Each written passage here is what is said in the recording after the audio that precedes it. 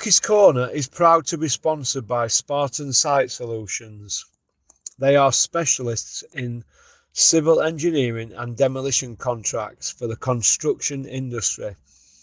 Interested parties should visit their website or contact PORKYS Corner for a referral at porkycorner@mail.com. Woo! Ice, ice, baby! Like it, great one. Well done. Missed you then. It's alright, got to do it again. Gotta do it again. 30 seconds. When you go under, you can count 5 seconds. Yeah. Well, I could have done it, you said he only had to go under for 5 Ice, seconds. ice, baby. Ice, baby. Good work.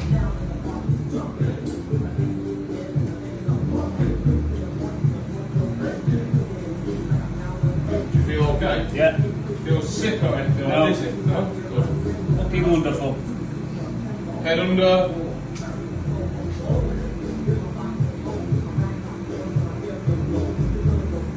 Good, good, good. Just straight back onto your breath. Nice one, John. Keep focusing. Hello, all you hardcore boxing fans out there, how you doing? Listening from PORKYS Corner. Biggest job in sport.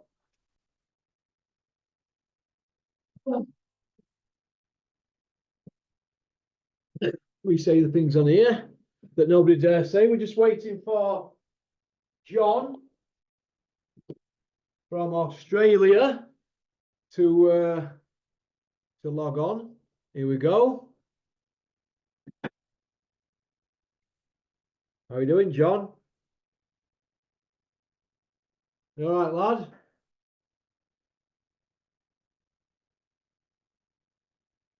Unmute. Oh, give me strength.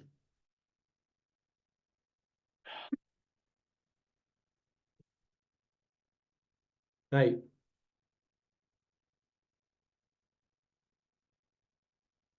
You there, mate? It's his debut, so we'll bear with him, eh? There we are, mate. How you doing? You all right? How are you doing, Johnny? All right? All the way from Australia, yeah? Australia. Leicester, England, mate. Hey, I thought you were Australian. No way, mate. Midlands, UK. Oh, who's I've just been telling my little lad, I said, I've got a bloke come from Australia this morning. Well, who's that one off then this morning? Mind you, saying that it's a popular name, isn't it, John? I thought you were I wish I was in Australia, mate. Oh, well, mate, I've got that. Well, there's that many people email me stuff and send stuff, and Yeah, I bet there is. I could have sworn you're from. Do you know you're John Chappell? I've got you mixed up with the Chapel cricketers. I've been watching them. I must have got it intertwined in my head that you're an Aussie, mate. Because I was going to give you loads of. I'm going to give you. Yeah. No, I've been a fan of the channel for years, mate. Yeah. That Since fan, word go. it's a bit cringe, I think that. I don't know. Yeah, I know what you mean. But Nobody famous. I'm just a normal kid from a mining village with a big mouth. That's all I am. yeah. Well, look, quite a few people say the smaller, channels and the smaller people on YouTube, they're the best ones that you want to watch. They're my favourites. Well, we say it as we see it. We don't kiss arse. I'm not really what people think. I'm pretty thick-skinned, so it is what it is. Obviously, we get a little bit of abuse because we're a bit out there. And boxing, one of the only sports where people get emotional about things. For example, if a fighter loses, people question his record and say he shouldn't have been in that fight. But promoters look at it as dare to be great. But our argument here at PORKYS Corner is fighters, they're going into these fights, they're going from that level to that, and they're skipping that because they want to get to money. And you're seeing what's happening. They're getting beat once they get this. So I think they should learn the crafts and be a bit more patient fighters. But you can't have an opinion in boxing without people wanting to get violent and threatening and sending I'm not even going to go into detail about it, but you can imagine, can't you, some of the stuff I have to put. Yeah, I can imagine. But the bottom line is this: we have an opinion. We don't back down. But you can't have an opinion in boxing, even if you're a pundit. You've got to go with the narrative, so you don't get used again. I mean, look at Carl Froch, right? That's owner not using him in Sky Sports because he tells it straight. He goes off the script. They don't want that, and I don't believe in that. I don't believe it. I don't want anybody to tell me what to do. So I don't know how you feel about that. Yeah, no, it's wrong, mate. It's wrong. You should be, you know, the information should be free in the sport, really, shouldn't it? You know what I mean? Yeah, it should. So forget what's been going on recently. We're going to do something a bit different today. Give me your 10 fantasy matchups, and I'll give you my 10, and we can have a chat about it. It's just something a little bit different today. It's what people have been asking for on here. So instead of me coming in on here saying things like Tyson Fury gets beat against Usyk, he's on slide, or Eddie Hills is PORKYS, we're going to do something a little bit different. So have you got your 10 ready? Yes, mate. Yes, mate. One sec. Put it down. Aussie John. Take it. Aussie John. Yeah. So I've got some written down, and you let me know who you think wins out of each one, then, Well, then, yeah. or how the fight goes. Is that all right? Yeah, if you want to be host, you can do it, man. I can just sit back. Be nice. Well, the first one I thought of when I thought of doing this video was Beta B versus Froch. Well, they're different weights for starters, aren't they? One's a 175 that were fighting at a lot higher weight when he was an amateur, and he's basically down to that weight because he fought Usyk, don't you? And Froch walks around 172, and really he could do middleweight, Carl Froch, but he reckons he'd lose skeleton muscle. But he's very comfortable at 165, Carl, but he used to fight at 168. So they're different. Okay. He could do 168 Viterbi. He struggles to do 165. So, but it would be a great fight because it'd be all action, wouldn't it? Yeah, it would be. Yeah, it'd be a smash up, wouldn't it? Yeah. Okay, so the all-time biggest question is Tyson versus Ali. Mike Tyson versus Ali.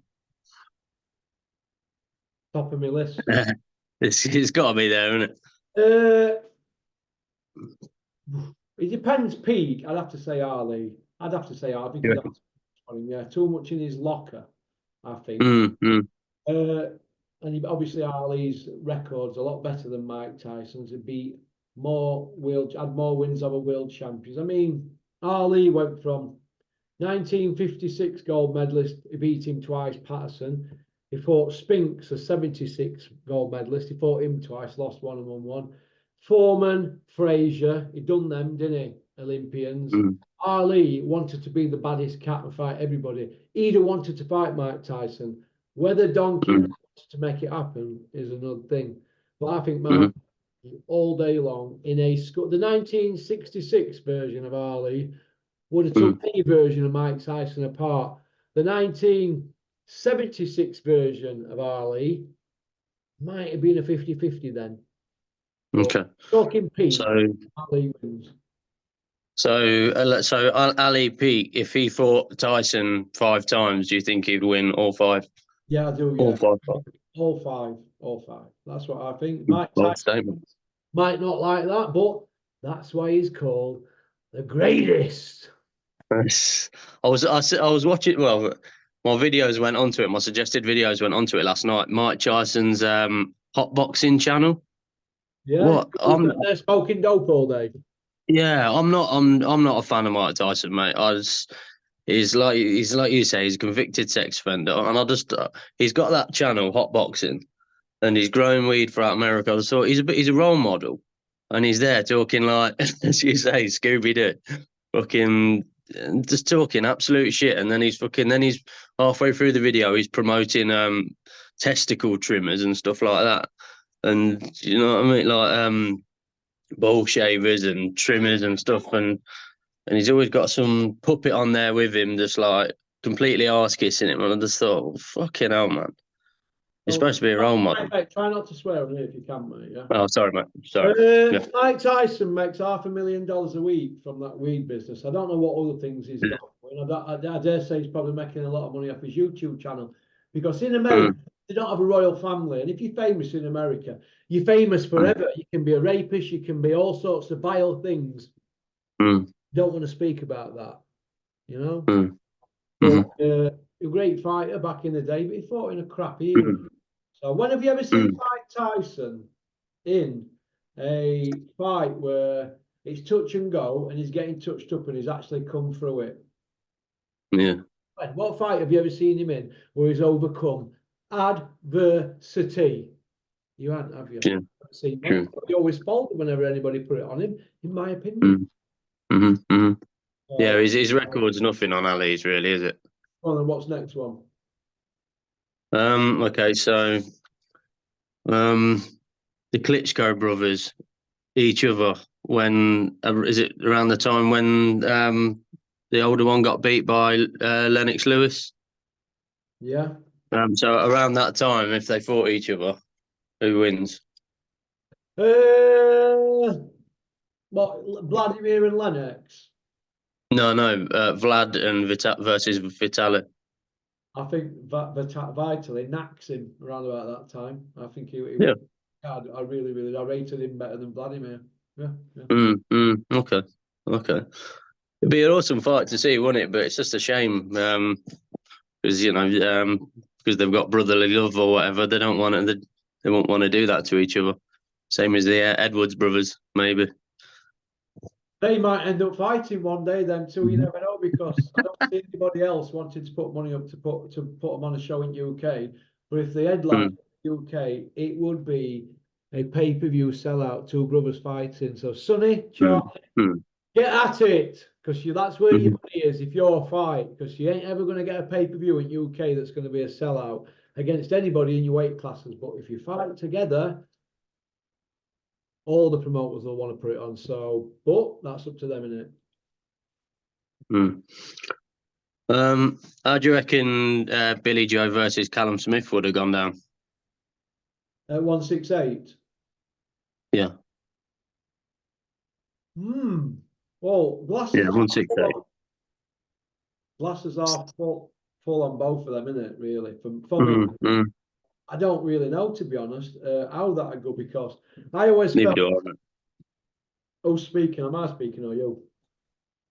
Yourself. I always felt that both of them, our glasses are full, and their records, they were protected. That's my opinion. Joe G might not agree with me on that. If they weren't protected, why didn't they have? Why were they never put in a firefight? They've never been in firefights, and when they were, they got beat. That's how I look at it. So it is what it is. I couldn't call it neither. I think it would be one of them. If they fought 5 times, the outcome might be different on each fight, you know. Yeah. So, Josh Kelly versus Ben. Josh Kelly all day long at 147 and 154. Conor Ben were calling him out. Why didn't they fight? Is it because it were a 50-50, or did they just want to fight knockouts? I think Josh Kelly writes him off. Could what's the weight differences between Ben and Tank Davis? Are they far apart? Could they meet in the middle? In my opinion, right, if you're a lightweight, 135, and one's a welterweight, I don't think 12 pounds much difference at that sort of weight. But I think Tank could fight him off. But Tank could quite easily go to 147 and do him. Yeah, Tank would flatten him, wouldn't he? Yeah, would you? You got any more? I've got a joke one here. Eddie Hills versus Freddie Flintoff. It'd be like that program Porridge, you know, where Grouty had 2 guys to fight in Porridge, and when they both hit down like that, I think it'd go something like that. I saw Freddie Flintoff's debut on ITV. It was dipping his toes into a gimmick fight, wasn't it? Yeah. He couldn't punch at all, could he? He was flicking it out, and Yeah, yeah, yeah. What happened to him? How come he didn't have another fight? Do we know? Well, would you want to have another fight after that performance? Yeah, thought so. And yeah, that's all I've got down for the minute, mate. So you've got down. You know, very professional. Mm. Don't know. Did you do your own work, John? Wait, I'll Not fire on a few. homework, I'll fire a few at. I'll fire a few at you. Okay, mate. Yeah. Ready? Yeah. Right, here we go. Lomachenko against Roberto Duran at 135. What do you think to that? Lomachenko, I'd say. Well, I'm going to go Duran. I think he was greatest lightweight ever. Kell Brook against Ray Leonard at the peaks at 147. This is before Kell Brook started fighting middleweight. I'm gonna have to say Ray Leonard, mate. Well, timing beats speed, they say, don't they, Babby? That's a good one. I could say Kell Brook on that, but it's going to meltdown, wouldn't it? But why not? Yeah. Probably Leonard, but I would have liked to see something like that with Kell, but we never got that because by the time he got in with Spence, he'd already been knocked about by Golovkin, which is a shame. Here's a good one for you. Carlos Monzon. He was like the dominant middleweight of the 70s, wasn't he? Carlos Monzon against Billy Joe Saunders at 160 £. What have you got on that one?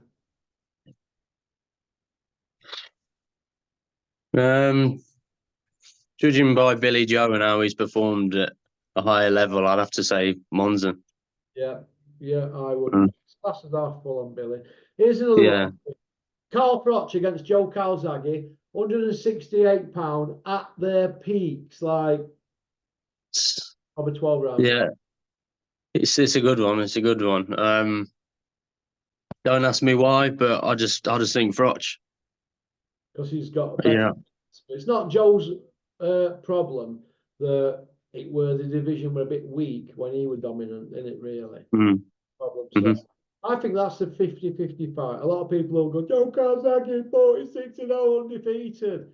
Yes, he was undefeated, but look who he didn't fight.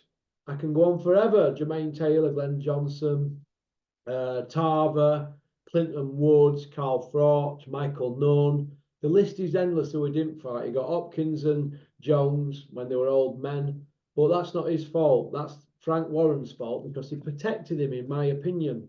That's my opinion. I'm entitled to it. I think he was a protected fighter for years. He just wanted to keep his own. But a great fight, and we were robbed of it. That's Here's another one for you. Baturbia, Michael Spinks at 175 £. Woo! Woo! Kent. Oh, God, I bet you're doing a two-hander over that one, Kent, aren't you?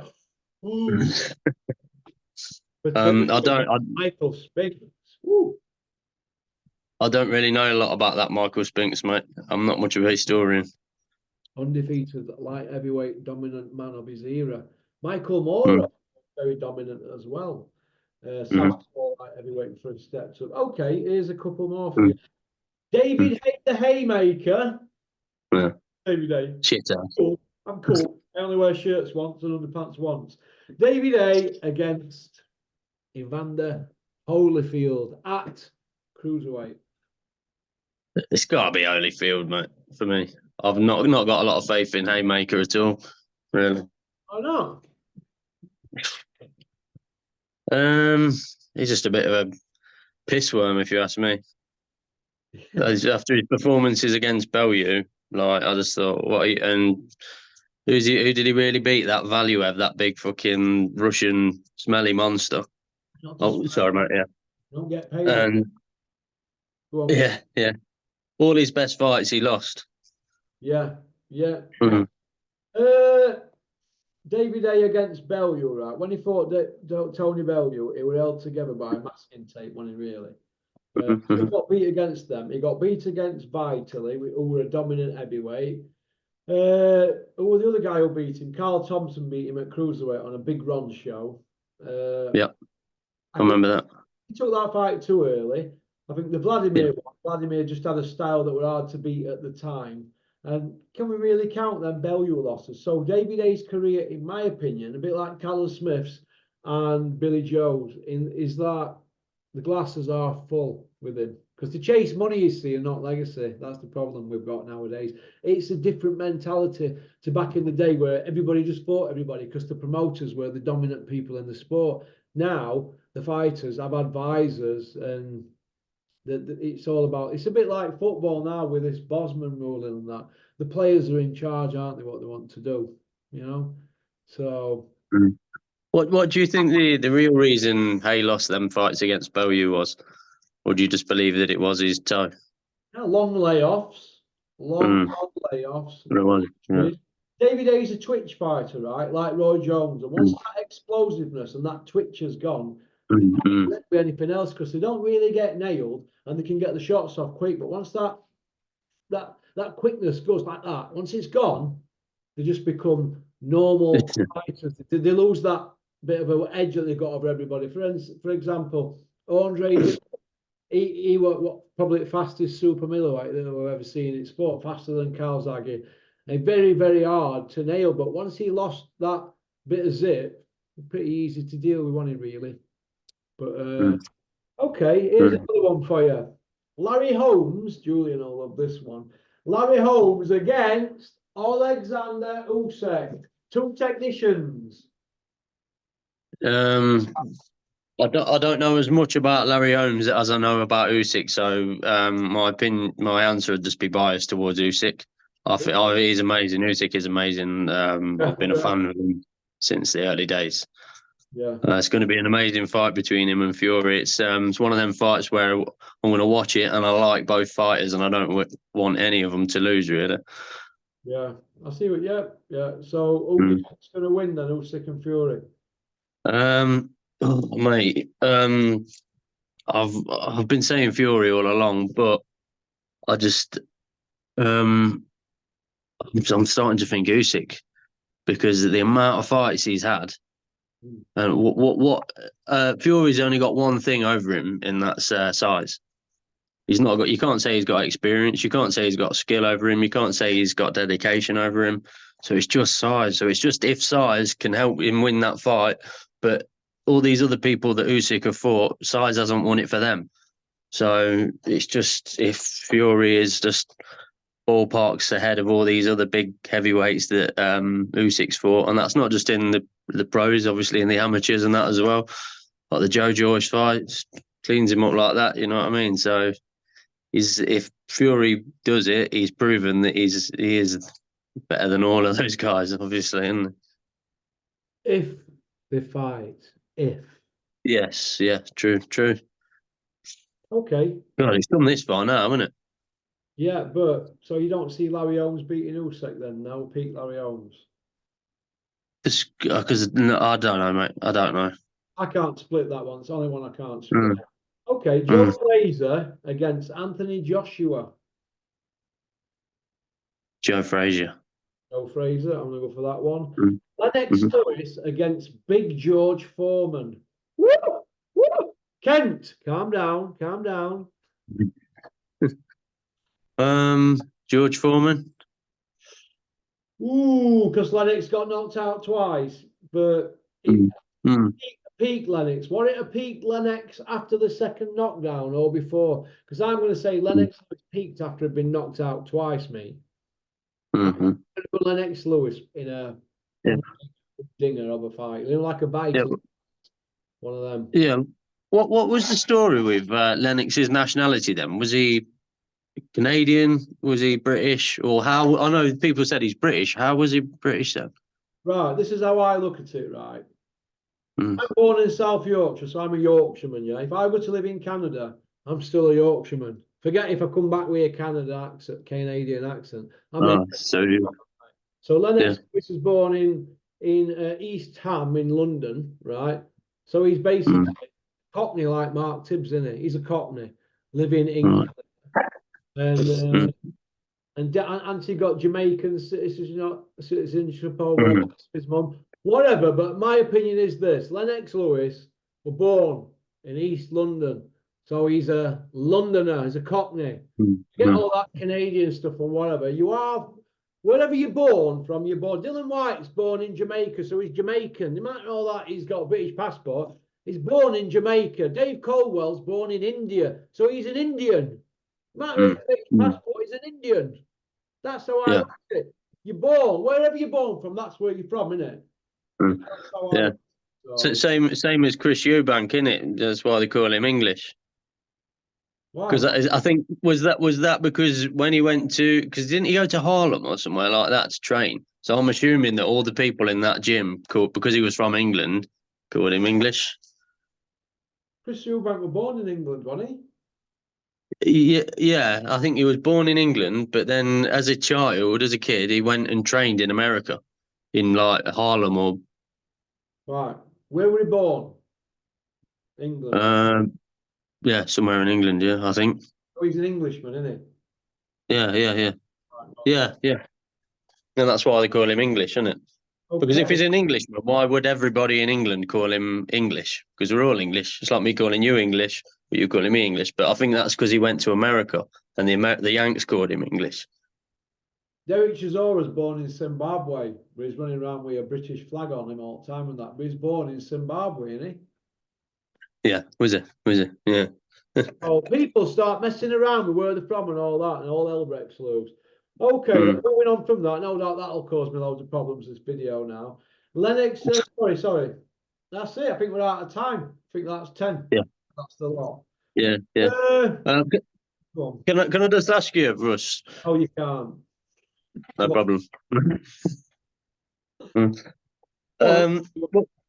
What is regarding PEDs in sports, like what do you ever think it might be a world where everybody could just take them? No, I know it'd end up getting pretty messy, but there's a part of me as a fan that just thinks just let it be a bloodbath. I don't really care, but then I mean I know you're a little bit closer to fighters than I am, so they are human beings at the end of the day, aren't they? Well, if there's any sport that they should let them stick whatever in their arms and let them run as fast as they can, it's sprinting.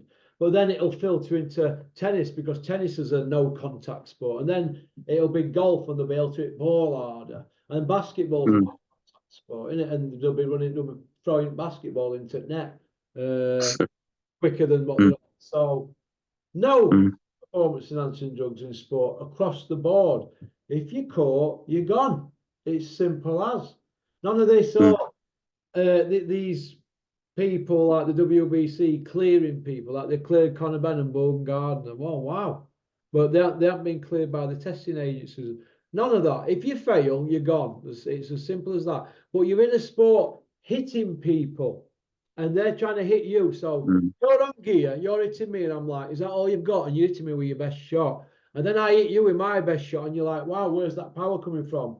Houston, we've got a problem. It isn't rocket science. Now, the promoters are going to muddy the water the best they can, because they might have somebody who does loads of tickets and loads of pay-per-views. And if he's doing loads of big shows, 2 and 3 a year, the WBC and all these other sanctioning bodies, they're getting their 3% off that gate money, right? So if WBC are getting, say, £700,000-800,000 a fight off a Canelo fight, or a Joshua fight, or the other big star in America who haven't won a title, Ryan Garcia, if they're getting big money off these guys and they're failing dope tests, they're going to do the best to clear them, aren't they? Because they want them out earning, don't they? Do you see where it comes from? It's a knock-on effect. The WBC, that's what it's called. We be crooks. Because they're allowing it. Oh, Conor Benn's cleared, Baumgardner's cleared. Well, what about Terry Harper, who got put on button moon? What about her? Yeah, Baumgardner was cleared of that test, but was she really? Because if they're going to take it and get caught, they'll be taking it all the way from. That's what I think. I think, look, if you get busted, you got caught, so you must have been on it all along. That's how I look at it. Get them out of the sport, run them out. And you people like your Bellews and people like that, they should come out and say, look, the court gone, even if they're the mates. But they don't, or they want to go into bat for the mates because they're in bed with promoters, aren't they? Why ain't Tony Bellew hammering Conor Benn? Well, we're into 19th month now. We've just started the 19th month since his first test. And Conor Ben, you've still not admitted how it got in your system. But nobody's even asking them because they're frightened to death. Mm. Well, Yeah, Bowie's just giving him the benefit of the doubt, isn't he? But unfortunately, he weren't willing to give other people that benefit of the doubt. no, he could Billy Joe benefit of the doubt, didn't he? He'll give his mates the benefit of the doubt. Like he's trying to give Alan Smith the benefit of the doubt. He hasn't failed a dope test, and neither has Baturbia. But they're trying to jump all over this atypical finding, which means he's either just got up when they tested him, when your levels are at a high level, or they've just got him coming out at gym. It's one of them, we don't know yet, but he hadn't had an adverse finding. So how was it even news, John? Mm. That's the way I look at it. So I like your top. Where you get that from? Straight out of the shop, mate. Yeah. And long sleeves on. I ain't got one of them. Yeah, amazing, mate. A lot better. And obviously, a lot better for this time of year as well. It's like a polar neck one, isn't it? Like, Yeah. but with buttons on. Yeah, the reason I got this is because I seen watching Sopranos, and that Tony Sopranos had just had a nice long sleeve black shirt on, and I thought, you know what, I want a Lacoste shirt. I'll make it one of them. You're not trying to be Tony, are you? No, but I do go for him for my fashion advice. He's brown bread, mate, isn't he? Yeah, he is. He is, yeah. Right, so I've actually got somebody bought me. I've actually got it's an old thing. A Tony Bellew, a Tony Soprano top at home somewhere. I'll dig it out and Really? I'll put it on. It's a bit cringe. Yeah. All there's ills, but I'll put it on next time I come on there. Next time I have you, I'll wear it. How's about that? Yeah, definitely, mate. All It right. was an amazing show, wasn't it? Yeah, Sopranos. I've got a box set. If anybody needs to watch something that's a classic, this is what you need to go and watch. Minder, Sopranos, Brotherhood with Jason Isaacs, and there's another one. I'm trying to think what it is. It'll come to me, but there's some good box sets out. I can't put a box set down, me. The only problem is you get addicted to them till 4 a.m. Your eyes are like piss holes. Yeah. But when we were kids, if you used to watch Dallas, they'd leave you on a cliffhanger, then you'd have to wait another week. I know, and it's always a cliffhanger. Did he die at the end? Yes or no? We don't know, do we? In Sopranos, it was left to our imaginations, wasn't it? Yeah. I reckon he did. I reckon he. Yeah. I don't. You can't live that sort of life, can you, and not die? But the reason they left it like is because they didn't know if they were going to do another season. Yeah. They probably would have if he didn't die in real life. Who knows, like a 10 years later one or something like that. Yeah, that's it. Well, listen, thanks for coming on, John. It's been great. You've been it's been a pleasure, mate. For your first time on, you've not been too bad. All right. Oh, thank you, mate. Yeah, I've enjoyed it. I've enjoyed myself. We'll have you on again, John. You take care. Have a great day. Yeah, sure. All right, mate. Nice one, pal. Have a good one, mate.